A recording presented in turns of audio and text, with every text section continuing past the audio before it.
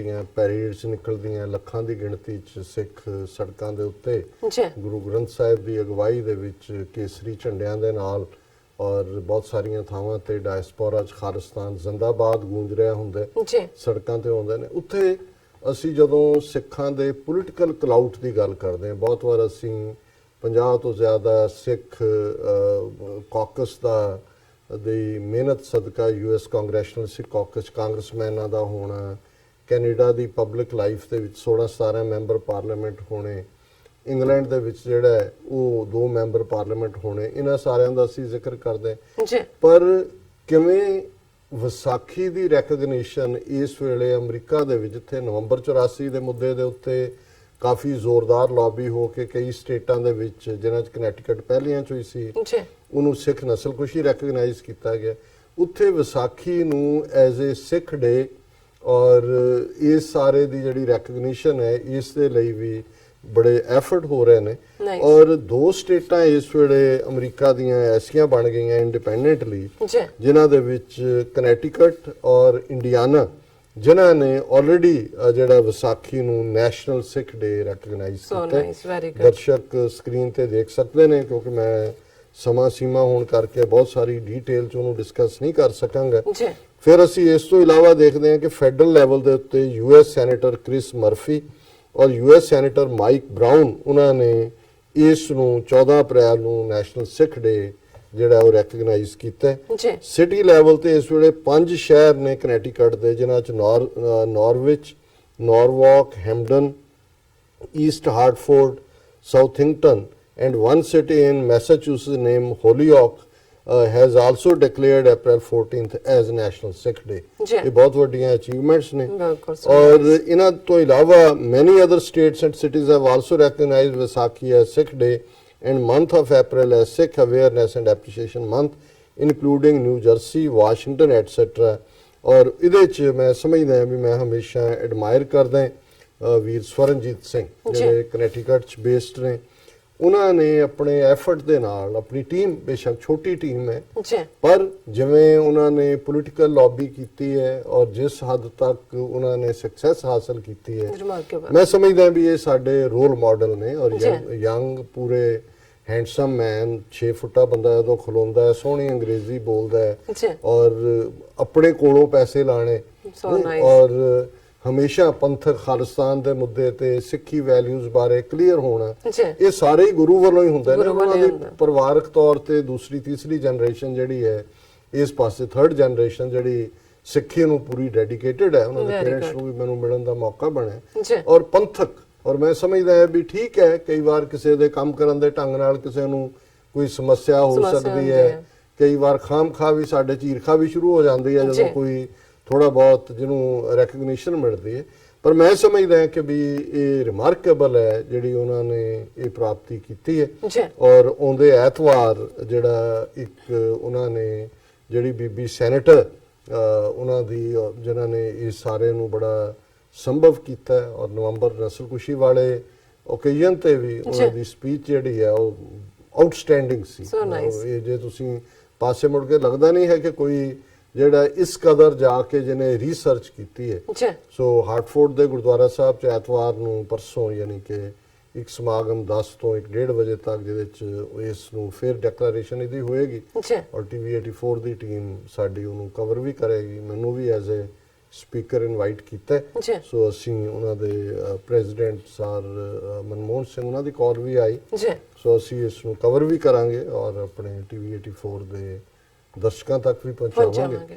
ਸੋ ਮੈਂ ਸਮਝਦਾ ਵੀ ਇਹ ਰਾਹ ਦਸੇਰਾ ਹੁੰਦੇ ਨੇ ਜਿੱਥੇ ਕੋਈ ਕੰਮ ਕਰਕੇ ਦੱਸਦਾ ਕਿ ਕੀ ਹਾਸਲ ਨਹੀਂ ਕੀਤਾ ਜਾ ਸਕਦਾ। ਸੋ ਅਸੀਂ ਸਾਰਿਆਂ ਨੂੰ ਇਸ ਕਨੈਟੀਕਟ ਸਟੇਟ ਔਰ ਸਾਰੀ ਉਹਨਾਂ ਦੀ ਟੀਮ ਦੇ ਮੈਂਬਰਸ ਔਰ ਇੰਡੀਆਨਾ ਔਰ ਦੂਸਰੇ ਪਾਸੇ ਜਿੱਥੇ ਵੀ ਐਫਰਟ ਹੋ ਰਿਹਾ, ਉਹਨਾਂ ਸਾਰਿਆਂ ਨੂੰ ਮੁਬਾਰਕਬਾਦ ਦਿੰਦੇ ਆ। ਜੀ ਡਾਕਟਰ ਸਾਹਿਬ, ਹੁਣ ਆਪਾਂ ਆਪਣੇ ਦਰਸ਼ਕਾਂ ਦੇ ਮੈਸੇਜ ਸ਼ੇਅਰ ਕਰਦੇ ਹਾਂ। ਸਭ ਤੋਂ ਪਹਿਲਾਂ ਸਾਂਝੀ ਫਤਿਹ ਬੁਲਾਉਂਦੇ ਆ। ਵਾਹਿਗੁਰੂ ਜੀ ਕਾ ਖਾਲਸਾ, ਵਾਹਿਗੁਰੂ ਜੀ ਕੀ ਫਤਿਹ। ਅਸਲਾਮ ਵਾਲੇਕਮ। ਸੁਰਿੰਦਰ ਜੀ UK ਤੋਂ ਸਾਨੂੰ ਲਿਖਦੇ ਨੇ, ਇੱਕ ਪਾਸੇ ਸਿੱਖ ਬੰਦੀ, ਦੂਜੇ ਪਾਸੇ ਸਾਧਵੀ ਪ੍ਰਗਿਆ। ਮਾਲੇਗਾਂਵ ਬੰਬ ਧਮਾਕੇ ਦੀ ਮੁੱਖ ਦੋਸ਼ੀ ਸਮਝੀ ਜਾਂਦੀ ਸਾਧਵੀ ਪ੍ਰਗਿਆ ਠਾਕੁਰ ਭੋਪਾਲ ਤੋਂ ਬੀਜੇਪੀ ਦੀ ਟਿਕਟ ਤੋਂ ਚੋਣ ਲੜੇਗੀ। ਹਰ ਵੇਲੇ ਭਗਵੇ ਕੱਪੜਿਆਂ ਵਿੱਚ ਰਹਿਣ ਵਾਲੀ ਪ੍ਰਗਿਆ ਠਾਕੁਰ ਕਰੀਬ 9 ਸਾਲ ਇੰਦੌਰ ਜੇਲ੍ਹ ਵਿੱਚ ਰਹੀ ਹੈ। ਜਿਵੇਂ ਜਿਵੇਂ ਲੋਕ ਸਭਾ ਇਲੈਕਸ਼ਨ ਨੇੜੇ ਆ ਰਹੇ ਹਨ, ਸਰਕਾਰ ਵੱਲੋਂ ਘੱਟ ਗਿਣਤੀ ਉੱਤੇ ਹਥਿਆਰਬੰਦ ਹਮਲੇ ਕਰਨ ਵਾਲੇ ਸਾਰੇ ਦੋਸ਼ੀਆਂ ਨੂੰ ਹੌਲੀ-ਹੌਲੀ ਰਿਹਾ ਕੀਤਾ ਜਾ ਰਿਹਾ ਹੈ। NIA ਕੋਰਟਾਂ ਵਿੱਚ ਇਹਨਾਂ ਦੋਸ਼ੀਆਂ ਤੇ ਕੇਸ ਚੱਲਦੇ ਰਹੇ ਹਨ। ਸਵਾਮੀ ਅਸੀਮਾਨੰਦ ਕਰਨਲ ਪ੍ਰੋਹਿਤ ਸਰਕਾਰ ਦੀ ਕਿਰਪਾ ਸਦਕਾ ਪਹਿਲਾਂ ਹੀ ਬਾਹਰ ਆ ਚੁੱਕੇ ਹਨ। ਇੱਕ ਪਾਸੇ ਦੇਸ਼ ਦੀ ਸੁਰੱਖਿਆ ਦਾ ਦੋਸ਼ ਲਾ ਕੇ ਜੇਲ੍ਹਾਂ ਵਿੱਚ ਬੰਦ ਸਿੱਖ ਬੰਦੀ ਹਨ, ਜਿਨ੍ਹਾਂ ਦੀਆਂ ਉਮਰਾਂ ਲੰਘ ਗਈਆਂ ਹਨ। ਨਾ ਸਰਕਾਰ ਨੇ ਇਹਨਾਂ ਤੇ ਕੋਈ ਰਹਿਮ ਕੀਤਾ, ਨਾ ਕਿਸੇ ਨੇ ਇਹਨਾਂ ਬਾਰੇ ਲਿਖਿਆ, ਨਾ ਕੋਈ ਇਹਨਾਂ ਦੇ ਬਾਰੇ ਕੋਈ ਦੋ ਸ਼ਬਦ ਬੋਲਿਆ। ਦੂਜੇ ਪਾਸੇ ਸਾਧਵੀ ਪ੍ਰਗਿਆ ਹੈ ਜੋ ਰਿਹਾ ਹੋ ਕੇ ਇਲੈਕਸ਼ਨ ਲੜ ਰਹੀ ਹੈ ਅਤੇ ਸਰਕਾਰ ਵੱਲੋਂ ਇਸ ਨੂੰ ਜਿਤਾ ਕੇ ਘੱਟ ਗਿਣਤੀਆਂ ਨੂੰ ਅਹਿਸਾਸ ਕਰਵਾਇਆ ਜਾਵੇਗਾ। ਬਹੁ ਗਿਣਤੀ ਦੇ ਰਾਜ ਵਿੱਚ ਘੱਟ ਗਿਣਤੀ ਨੂੰ ਰਹਿਮ ਕਰਮ ਤੇ ਰਹਿਣਾ ਪਵੇਗਾ। ਇਹ ਕਥਨ ਹੈ, ਜਿੱਧਰ ਦੀ ਹਵਾ ਹੋਵੇ ਪੱਤੇ ਵੀ ਉਧਰ ਉੱਡਦੇ ਹਨ। ਅਜਿਹਾ ਪੰਜਾਬੀ ਸਾਹਿਤ ਵਿੱਚ ਚਿੱਟੇ ਦਿਨ ਵਾਪਰ ਰਿਹਾ ਹੈ। ਕੋੜਾ ਸੱਚ ਲਿਖਣਾ ਬੜਾ ਔਖਾ ਹੈ, ਸੁਣਨਾ ਹੋਰ ਵੀ ਔਖਾ ਹੈ।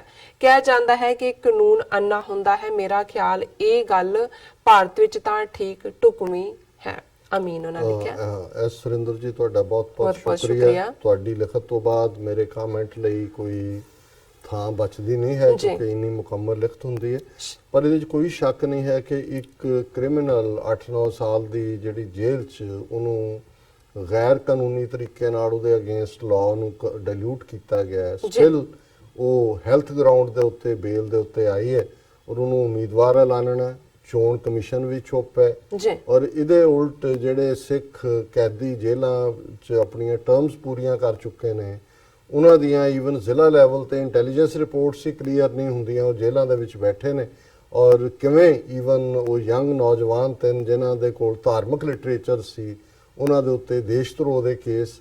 ਔਰ ਇਸ ਸਾਰੇ ਮਾਹੌਲ ਦੇ ਵਿੱਚ ਮੈਂ ਸਮਝਦਾ ਵੀ ਇਹ ਠੀਕ ਹੈ ਕਿ ਜੋ ਜ਼ੁਲਮ ਔਰ ਇਸ ਕਿਸਮ ਦਾ ਹਿੰਦੂਤਵਾ ਦਾ ਇਹ ਗੁੰਡਾ ਤੰਤਰ ਇਸ ਵੇਲੇ ਜੋ ਕਰਤੂਤਾਂ ਕਰ ਰਹੇ, ਲੇਕਿਨ ਇਹਦੇ ਚੋਂ ਹੀ ਸਾਡੀ ਆਜ਼ਾਦੀ ਵੀ ਨਿਕਲੇਗੀ। ਮੈਂ ਇਹ ਸਮਝਦਾ ਵੀ ਇੱਕ ਤਬਕੇ ਨੂੰ ਸ਼ਾਇਦ ਅਖੀਰ ਤੱਕ ਜਾ ਕੇ ਜਿਹੜਾ ਉਹ ਕਨਵਿੰਸ ਹੋਣ ਦੀ ਲੋੜ ਹੁੰਦੀ ਹੈ ਜਦੋਂ ਤੱਕ ਐਸਾ ਕੁਝ ਨਹੀਂ ਵਾਪਰਦਾ। ਔਰ ਜਿਵੇਂ ਇੱਕ ਸਾਡੇ ਵੀਰ ਅਨਨੋਨ ਹਿਊਮਨ ਜੀ ਨੇ ਆਪਣੀ ਆਈਡੀ ਤੋਂ ਲਿਖਿਆ, ਇੱਕ ਵਾਕਿਆ ਪੰਜਾਬ ਦੇ ਸਕੂਲ 'ਚ ਹੋਇਆ ਕਿ 6 students in a recent incident in a government school of Punjab was targeted directly by principal. They were threatened and shamed if they don't cut their beards, remove kadas and remove turban. और ये पंजाब दे school के जी case कत्ल कराओ अपना दूजा और जथेबंदियां Sikh जथेबंदियां active हुई, 2 दिन धरने उन्होंने जाके बैठे और हुण वो प्रिंसीपल के खिलाफ केस रजिस्टर करन नूं मन्ने ने। सो ये पंजाब दे विच इस हद तक होना। हरियाणा 'च असीं देखिआ कि उन्हां दे पब्लिक सर्विस कमिशन ने ਕਿਹਾ ਕਿ ਜੀ ਐਗਜ਼ਾਮ ਚਾਣ ਤੋਂ ਪਹਿਲਾਂ ਆਪਣੇ ਰਿਮੂਵ ਕਰਕੇ ਆਓ ਕਕਾਰ ਸਾਰੇ। ਸੋ ਇਹ ਡਾਇਰੈਕਸ਼ਨ ਉਹੀ ਜਾ ਰਹੀ ਹੈ। ਔਰ ਤੁਸੀਂ ਜੇ ਤੁਹਾਡੇ ਮੈਸੇਜ ਜੀ ਹੈਗੇ ਨੇ ਜੀ, ਰਾਜਾ ਮੁਕਤਸਰ ਸਾਨੂੰ ਫਤਿਹ ਬੁਲਾਉਂਦੇ ਨੇ ਔਰ शौकत अली सा लिखते हैं, सलाम डॉक्टर साहब, मैं आपका प्रोग्राम अक्सर इटली से देखता हूँ। हमारी दुआ है कि अल्लाह आपको आज़ादी अता करे। उन्होंने कहते कि साडा एक ਅੱਜ ਸਾਡੀ ਕੋਈ ਰਾਤ ਹੈ ਮੁਕੱਦਸ, ਤੋਂ ਅਸੀਂ ਦੁਆ ਕਰਦੇ ਹਾਂ ਤੁਹਾਡੇ ਵਾਸਤੇ। ਬਹੁਤ ਸ਼ੁਕਰੀਆ ਭਾਈ ਜਾਨ ਜੀ। ਅੱਗੇ ਸਾਨੂੰ ਭਾਈ ਗੁਰਮੀਤ ਸਿੰਘ ਬੱਬਰ ਜੀ ਲਿਖਦੇ ਨੇ, ਤਾਰਿਕ ਫਤਿਹ ਅਤੇ ਕੈਪਟਨ ਬਾਰੇ ਤੇ ਮੈਂ ਇਹੀ ਕਹਿ ਸਕਦਾ ਹਾਂ, 4 ਦਿਨ ਸ਼ੌਂਕ ਦੇ ਕੁੱਤੇ ਫਿਰਨ ਭੌਂਕਦੇ ਸਿੰਘ। ਇਹ ਭਾਈ ਗੁਰਮੀਤ ਸਿੰਘ ਜੀ ਤੁਹਾਡੀ ਲਿਖਤ ਜਿਹੜੀ ਹੈ ਨਾਰਾ ਬਣ ਜਾਂਦਾ, ਲੋਕ ਫਿਰ ਬੈਨਰ ਦੇ ਉੱਤੇ ਵੀ ਲਿਖ ਦਿੰਦੇ ਨੇ। ਉਹ ਅਜੇ ਤੱਕ ਵੀ ਮਸ਼ਹੂਰ ਹੈ ਕਿ ਵੀ ਇਧਰ ਕੱਪ ਜਿੱਤਣ ਵਾਲਾ ਇਮਰਾਨ ਖਾਨ, ਉਧਰ ਕੱਪ ਧੋਣ ਵਾਲਾ ਜੀ। ਸਿੰਘ ਹਰਮਿੰਦਰ ਸਿੰਘ ਸਾਨੂੰ ਫਤਿਹ ਬੁਲਾਉਂਦੇ ਨੇ। ਬਰਨਾਰਸ ਖਾਨ ਸਾਹਿਬ ਲਿਖਦੇ हैं, ग्रेट आर्ट साहब, आई लव TV 84। बेशक सिर्फ सच्चो सच प्रोग्राम देखने से ही सच्चाई का पता चलता है। अल्लाह आपको कामयाब करे ना लिखा। जीता संदर जी सानू खालसा जिंदाबाद TV 84 गुरजब रेफरेंडम 2020 उन्होंने लिखा है। गुरदासपुर वाले सा लिखते हैं 2020 खालिस्तान जिंदाबाद लिखा है। फिर अगे अरदीस लिखते हैं बेस्ट रहमा 2020 जिंदाबाद उन्होंने लिखा है जी। अहमद हमजा जी जड़े ने उन्होंने कहा कि भारत कैसी डेमोक्रेसी है जिसने ऑल माइनॉरिटीज़ और नेबर्स का नाक में दम किया हुआ है। हमजा जी ਇਹੀ ਜਿਹੜੀ ਹੈ ਇਸ ਨੂੰ ਗੁੰਡਾ ਕਰੇਸੀ ਕਹਿੰਦੇ ਨੇ, ਜਿਹੜੀ ਉਹਨਾਂ ਦੇ ਗੁੰਡਿਆਂ ਦੇ ਹੱਥ ਪਾਵਰ ਆਈ ਹੋਈ ਹੈ। ਬਿਲਕੁਲ। ਔਰ ਫਿਰ ਸੁਰਿੰਦਰ ਸਿੰਘ ਜੀ ਨੇ ਫਤਿਹ ਲਿਖੀ ਹੈ, ਕਾਲਾ ਸਿੰਘ ਜੀ ਨੇ ਫਤਿਹ ਲਿਖੀ ਹੈ, ਫਿਆਜ਼ ਲੋਨ, ਉਹਨਾਂ ਨੂੰ ਇਹ ਲੱਗਦਾ ਵੀ ਤਾਰਿਕ ਅਹਿਮਦ ਹੋਰਾਂ ਦੀ ਜਿਸ ਕਿਸਮ ਦੀ ਲਿਖਤ ਹੈ ਇਹਨਾਂ ਨੂੰ ਤੁਸੀਂ ਇਹਨਾਂ ਤੇ ਵਕਤ ਨਾ ਜ਼ਾਇਆ ਕਰਿਆ ਕਰੋ। ਔਰ ਉਹਨਾਂ ਨੇ ਸਗੋਂ ਹਾਰਡ ਲਫ਼ਜ਼ ਲਿਖੇ ਨੇ। ਪਰ ਇਸੇ ਤਰ੍ਹਾਂ ਪੀ ਅਟਵਾਲ ਜੀ ਨੇ ਵੀ ਇਹ ਕਿਹਾ ਕਿ don't respond to these kinds of, ਉਹ ਤਾਰਿਕ ਫਤਿਹ ਦੇ ਉੱਤੇ ਅਸੀਂ ਗੱਲ ਕੀਤੀ ਸੀ, ਜੰਗ ਤਾਰਿਕ ਫਤਿਹ ਦੇ ਉੱਤੇ। ਔਰ ਔਰ ਉਹਨਾਂ ਨੇ ਫਿਆਜ਼ ਲੋਨ ਜੀ ਨੇ ਫਿਰ ਇਹ ਦੁਹਰਾਇਆ ਕਿ ਵੀ ਇਹ ਗੱਲ ਸਭ ਨੂੰ ਸਮਝ ਲੈਣੀ ਚਾਹੀਦੀ ਹੈ ਕਿ ਦੋਨੋਂ ਕੌਮਾਂ ਸਿੱਖ ਔਰ ਮੁਸਲਮਾਨ ਇਹ ਇੱਕ ਰੱਬ ਦੇ ਵਿੱਚ ਯਕੀਨ ਰੱਖਦੀਆਂ।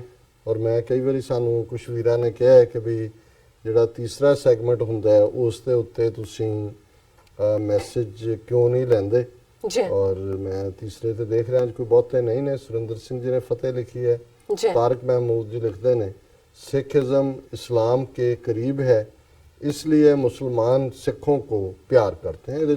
कोई शक नहीं है कि फिर उठी आखिर सदा तौहीद की पंजाब से, जी तौहीद है साहिब मेरा एको है भाई एको है, ये वो ऐसी सांझ है, ऐसी कड़ी है, ऐसी जंजीर है कि तौहीद और एक रब और जमात संगत है तो इधर जमात है, उस यकीन रखने वालियां कौमां इक्को ही रस्ते दियां पांदे ने। और ਜੀ ਰਾਸਾ ਇੱਥੇ ਲੈਣੇ ਆ ਬ੍ਰੇਕ। ਅਸੀਂ ਸਭ ਦਾ ਫਿਰ ਦੁਬਾਰਾ ਸ਼ੁਕਰੀਆ ਕਰਦੇ ਹਾਂ ਕਿ ਤੁਸੀਂ ਸਾਨੂੰ ਇੰਨੇ ਮਾਣ ਤੇ ਪਿਆਰ ਨਾਲ ਮੈਸੇਜ ਭੇਜਦੇ ਹੋ। ਤਾਂ ਇਸੇ ਤਰ੍ਹਾਂ ਹੀ ਲਿਖਦੇ ਰਹੋ, ਜਿਉਂਦੇ ਰਹੋ, ਵਸਦੇ ਰਹੋ। ਔਰ ਵੀਕਐਂਡ ਵੀ ਆ ਗਿਆ, ਅਸੀਂ ਚਾਹਾਂਗੇ ਕਿ ਤੁਸੀਂ ਆਪਣਾ ਜੋ ਵੀਕਐਂਡ ਹੈ ਬੜੇ ਹੀ ਵਧੀਆ ਤਰੀਕੇ ਨਾਲ ਗੁਜ਼ਾਰੋ। ਵਿਊਅਰਸ ਤੁਸੀਂ ਇਸ ਤਰ੍ਹਾਂ ਬਨੇ ਰਹਿਣਾ। ਮਿਲਦੇ ਹਾਂ ਛੋਟੇ ਜਿਹੇ ਬ੍ਰੇਕ ਤੋਂ ਬਾਅਦ।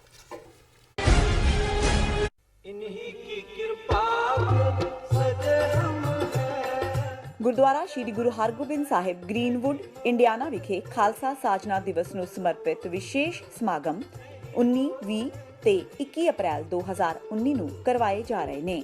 ਇਨ੍ਹਾਂ ਸਮਾਗਮਾਂ ਵਿੱਚ ਭਾਈ ਹਰਜਿੰਦਰ ਸਿੰਘ ਜੀ ਸ਼੍ਰੀਨਗਰ ਵਾਲੇ, ਗਿਆਨੀ ਭੁਪਿੰਦਰ ਸਿੰਘ ਜੀ, ਗਿਆਨੀ ਬਲਜੀਤ ਸਿੰਘ ਜੀ, ਗਿਆਨੀ ਸਾਹਿਬ ਸਿੰਘ ਜੀ ਤੇ ਭਾਈ ਮਹਿਲ ਸਿੰਘ ਜੀ ਦਾ ਢਾਡੀ ਜਥਾ ਵਿਸ਼ੇਸ਼ ਤੌਰ ਤੇ ਹਾਜ਼ਰੀ ਭਰਨਗੇ। 20 ਅਪ੍ਰੈਲ 2019 ਨੂੰ ਸਵੇਰੇ 11 ਵਜੇ ਖੰਡੇ ਬਾਟੇ ਦਾ ਅੰਮ੍ਰਿਤ ਛਕਾਇਆ ਜਾਵੇਗਾ। ਸਮੂਹ ਸੰਗਤਾਂ ਨੂੰ ਹੁਮ-ਹੁਮਾ ਕੇ ਪਹੁੰਚਣ ਦੀ ਬੇਨਤੀ ਕੀਤੀ ਜਾਂਦੀ ਹੈ। ਵਧੇਰੇ ਜਾਣਕਾਰੀ ਲਈ ਆਪ ਹੇਠ ਦਿੱਤੇ ਨੰਬਰਾਂ ਤੇ ਸੰਪਰਕ ਕਰ ਸਕਦੇ ਹੋ।